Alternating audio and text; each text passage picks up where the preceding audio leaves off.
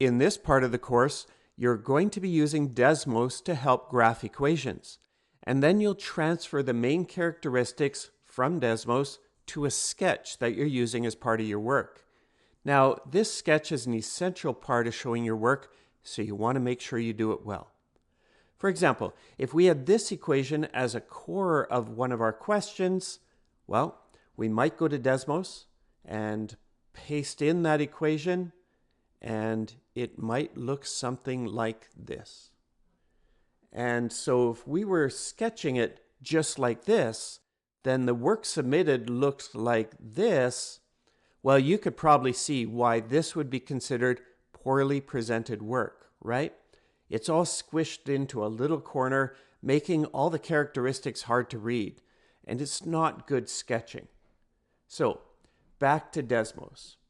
And we can click on the graph in Desmos, and we can see that in the x direction, we're going from 0 up to just a little bit less than 2, so we'll remember that.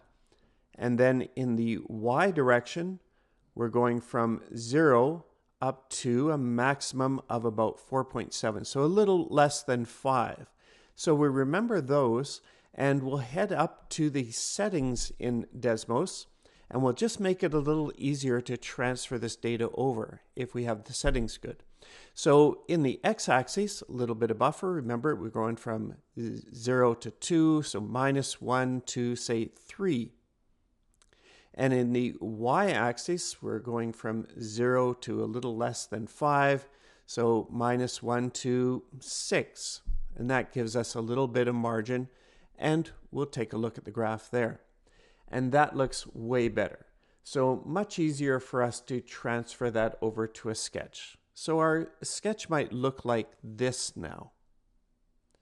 Much better, much clearer. But we have to get some points on there. So let's go back. How do we get some of these points? Well, we can click on the graph. We can identify that first x-intercept, 0, 0. And then we can look at the next intercept,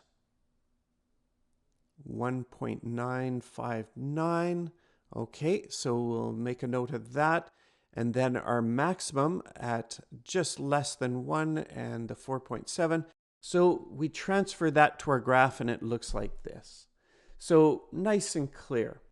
Now what we want to do is let's get one of these points where we're asked about the 1.5 seconds.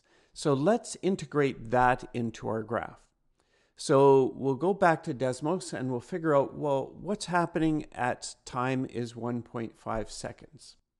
Okay, so we could figure this out in a few ways. One is we could just mouse along on our graph and just click until we find it with the x being 1.5. That'll take a little bit. Let's try using a table. So if we put in the first column, we have t, and in the next column, we have h in terms of t. Okay, so time of 1.5 seconds we're interested in, and sure enough, there we are. We've got our h value. So we can head back to our graph, and we can put that into the graph, and just to show that as part of our work. And there it is. Okay, so now we have all the general details. We also have details associated with this particular question, and it's nice and clear going ahead. So as you solve projectile or any other graphing related problems, make sure you're providing a nice, clear, and complete sketch as part of your work.